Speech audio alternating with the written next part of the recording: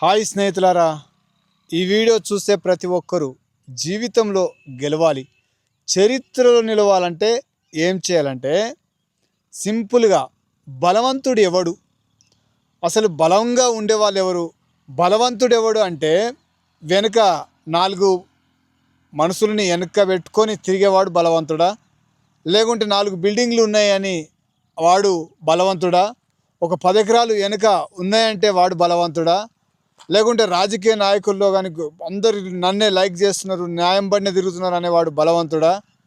కాదు. చెప్పుకుంటూ పోతే చాలా ఉంటుంది. కానీ బలవంతుడు ఎవడు? 10 సమస్యలు వచ్చినప్పుడు, 10 కష్టాలు వచ్చినప్పుడు, దీని బతుకు, ఈ బతికెందుకు పుట్టినా అనే వాడు కాదు బలవంతుడు. నేను చచ్చిపోతే మంచిగుండే, ఈ జీవితం నాకెందుకు అనేవాడు బలవంతుడు కాదు. బలవంతుడు ఎన్ని కష్టాలు వచ్చినా, ఎన్ని ఇబ్బందులు వచ్చినా తట్టుకొని నిలబడతాం చూడు, అదే జీవితంలో గెలవడం అంటే. అదే నిజమైన బలవంతుడు అనే దానికి ఆదర్శం, దానికి సాదృశ్యం. బలవంతుడు ఎన్ని కోట్లున్నా, పెద్ద పెద్ద హీరోలే ఊరేసుకొనో ఆత్మహత్య చేసుకొనో ఏలో అలా చచ్చిపోతున్నారు. వాళ్ళు బలవంతులు కదా అని అనుకుంటున్నాం కదా మనము. కాదు.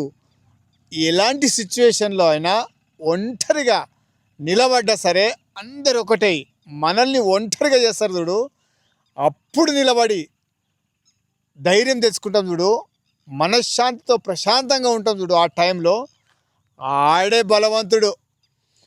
10 కష్టాలు ఒక్కటేసారి వచ్చి మీద ఉప్పెనలాగా పడ్డా, పెద్ద అల్లకల్లోలమైన పెను తుఫాను వచ్చినా, ఎలాంటి పరిస్థితులు వచ్చినా నిలబడేవాడు బలవంతుడు.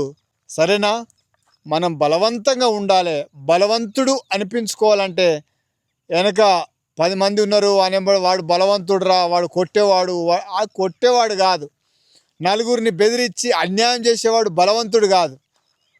అన్యాయం అయిపోయినా సరే న్యాయం కోసం నిలబడి గొప్పగా నిలబడతాం చూడు, అప్పుడు బలవంతుడం మనమే.